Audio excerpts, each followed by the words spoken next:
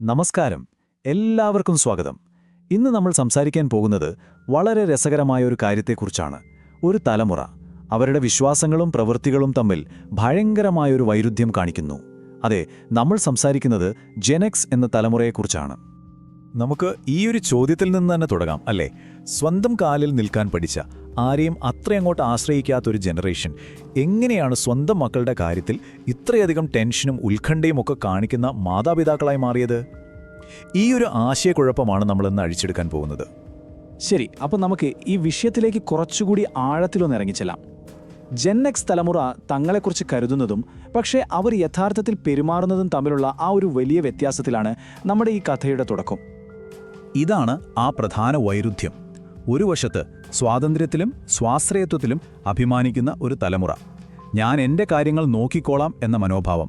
പക്ഷെ മറുവശത്തോ, കുട്ടികളെ അമിതമായി സംരക്ഷിക്കുന്നു, അവരുടെ ഓരോ കാര്യത്തിലും ഇടപെടുന്നു. ഞങ്ങൾക്ക് ആരെയും വേണ്ട എന്ന് സ്വയം പഠിച്ചവർ തങ്ങളുടെ കുട്ടികളെ ഒരു നിമിഷം പോലും തനിച്ചിരിക്കാൻ സമ്മതിക്കാത്തത് എന്തുകൊണ്ടാവാം? ഈ പെരുമാറ്റത്തിൻ്റെ കാരണം കണ്ടെത്തണമെങ്കിൽ നമുക്ക് കുറച്ചൊന്ന് പുറകോട്ട് പോകണം. ഈ തലമുറയുടെ കുട്ടിക്കാലം എങ്ങനെയായിരുന്നു? എന്തൊക്കെ സാഹചര്യങ്ങളാണ് അവരെ രൂപപ്പെടുത്തിയത് എന്ന് നോക്കാം. ജെനെക്സിനെ നിർവചിച്ച ഒരു പ്രധാന അനുഭവം ഇതായിരുന്നു. അച്ഛനും അമ്മയും ജോലിക്ക് പോകുമ്പോൾ വീട്ടിൻ്റെ താക്കോല് കഴുത്തിലുമിട്ട് സ്കൂൾ വിട്ട് നേരെ ശൂന്യമായ വീട്ടിലേക്ക് വരുന്ന കുട്ടികൾ. അവരെയാണ് ലാച്ച് കീ കിഡ്സ് എന്ന് വിളിച്ചിരുന്നത്. മേൽനോട്ടത്തിന് ആരുമില്ലാത്തൊരു കുട്ടിക്കാലം. ആ ഒരു ജീവിതം അവരിൽ ചില പ്രത്യേക സ്വഭാവങ്ങളുണ്ടാക്കി. സ്വന്തം കാര്യങ്ങൾ സ്വയം നോക്കാൻ പഠിച്ചു. പക്ഷേ അതിൻ്റെ കൂടെ എനിക്ക് ആരുടെയും സഹായം വേണ്ട എന്ന ഒരു തരം കഠിനമായ, പ്രതിരോധിക്കുന്ന ഒരു മനോഭാവവും അവരിൽ വളർന്നു വന്നു. ഇനി ഈ കാണുന്ന കരുത്തിന് താഴെ ഉള്ളിൻ്റെ എന്താണ് ഒളിഞ്ഞിരിക്കുന്നത് എന്ന് നോക്കാം. ഇത് മനസ്സിലാക്കാൻ നമ്മളെ സഹായിക്കുന്ന ഒരു പ്രധാനപ്പെട്ട സൈക്കോളജിക്കൽ ആശയമുണ്ട്. എന്താണ് ഈ ഷാഡോ സെൽഫ്? വളരെ ലളിതമായി പറഞ്ഞാൽ, അത് നമ്മൾ അംഗീകരിക്കാൻ ഇഷ്ടപ്പെടാത്ത, നമ്മൾ തന്നെ ഉള്ളിലേക്ക് അടക്കിവെച്ച നമ്മുടെ ഒരു ഭാഗമാണ്. ജെനെക്സിന്റെ കാര്യത്തിൽ അത് ആരും ശ്രദ്ധിക്കാനില്ലാതെ ഒറ്റയ്ക്ക് വീട്ടിലിരുന്ന ആ ഏകാഗിയായ കുട്ടിയുടെ വേദനയാണ്. ആ വേദനയെ അവർ അബോധപൂർവം ഉള്ളിൻ്റെ ഉള്ളിൽ ഒളിപ്പിച്ചു. ഇതാണ് ഇതിലെ ഏറ്റവും പ്രധാനപ്പെട്ട ഒരു പോയിന്റ്.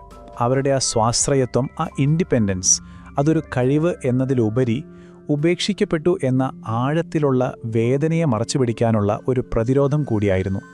എനിക്ക് ആരെയും വേണ്ട എന്ന് പുറമേ പറഞ്ഞത് എൻ്റെ വിഷമം കേൾക്കാൻ ആരുമില്ലായിരുന്നു എന്ന സത്യത്തെ മറികടക്കാനായിരുന്നു. ഇവിടെയാണ് പ്രൊജക്ഷൻ എന്നൊരു ആശയം കടന്നുവരുന്നത്.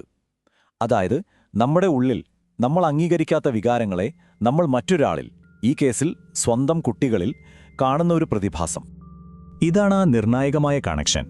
ജെനെക്സ് മാതാപിതാക്കൾ തങ്ങളുടെ കുട്ടികളെ അമിതമായി സംരക്ഷിക്കുമ്പോൾ അവർ യഥാർത്ഥത്തിൽ സംരക്ഷിക്കാൻ ശ്രമിക്കുന്നത് സ്വന്തം കുട്ടികളെ മാത്രമല്ല, തങ്ങളുടെ ഉള്ളിൽ മുറിവേറ്റ് കിടക്കുന്ന ആ പഴയ ഒറ്റപ്പെട്ട കുട്ടിയെയാണ്. തങ്ങൾക്ക് കുട്ടിക്കാലത്ത് കിട്ടാതെ പോയ ആ കരുതലും സംരക്ഷണവും അവർ തങ്ങളുടെ കുട്ടികളിലൂടെ ആ ഷാഡോ ചൈൽഡിനെ കൊടുക്കാൻ ശ്രമിക്കുകയാണ്. ഇനി നമുക്ക് കുറച്ചുകൂടി വിശാലമായി ചിന്തിക്കാം.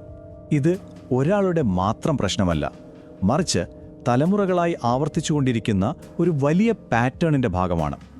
ഇതൊരു ചങ്ങല പോലെയാണ്, അല്ലേ?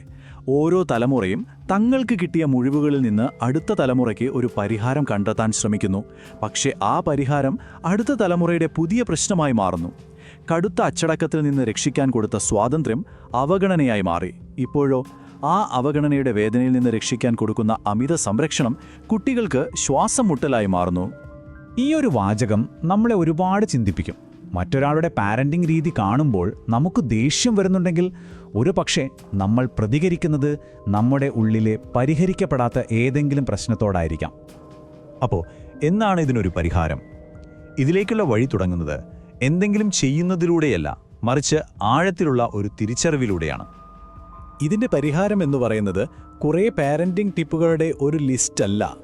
അത് പുറത്തുനിന്നല്ല വരേണ്ടത്, മറിച്ച് നമ്മൾ നമ്മളോട് തന്നെ ചില പ്രധാനപ്പെട്ട ചോദ്യങ്ങൾ ചോദിക്കുന്നതിലൂടെയാണ് മാറ്റം തുടങ്ങുന്നത്. ഇതാണ് സ്വയം ചോദിക്കേണ്ട ആദ്യത്തെ ചോദ്യം. അടുത്ത തവണ നിങ്ങളുടെ കുട്ടിയെ അമിതമായി സംരക്ഷിക്കാൻ തോന്നുമ്പോൾ ഒരു നിമിഷം ആലോചിക്കുക, ഈ സംരക്ഷണം ശരിക്കും എൻ്റെ കുട്ടിയുടെ ആവശ്യമാണോ, അതോ എൻ്റെ ഉള്ളിലെ ആ പഴയ മുറിവിൻ്റെ ആവശ്യമാണോ? രണ്ടാമത്തെ ചോദ്യം ഇതാണ്: കുട്ടിയെ ഒരുപാട് നിയന്ത്രിക്കുമ്പോൾ നിങ്ങൾ യഥാർത്ഥത്തിൽ എന്താണ് തേടുന്നത്? ഒരുപക്ഷെ നിങ്ങൾക്ക് കുട്ടിക്കാലത്ത് കിട്ടാതെ പോയ ആ ഒരു അടുപ്പം, ആ ഒരു കണക്ഷൻ നിങ്ങളുടെ കുട്ടിയെ നിയന്ത്രിക്കുന്നതിലൂടെ നിങ്ങൾ നേടിയെടുക്കാൻ ശ്രമിക്കുകയാണോ?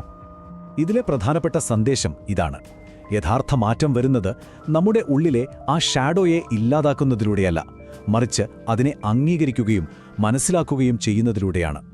ആ ഒരു തിരിച്ചറിവ്, ആ ഒരു അവബോധം, അതുതന്നെയാണ് ഈ തലമുറകളായി കൈമാറി വരുന്ന ചങ്ങല പൊട്ടിക്കാനും സംരക്ഷണത്തിനും സ്വാതന്ത്ര്യത്തിനുമിടയിൽ ശരിയായൊരു ബാലൻസ് കണ്ടെത്താനുമുള്ള വഴി.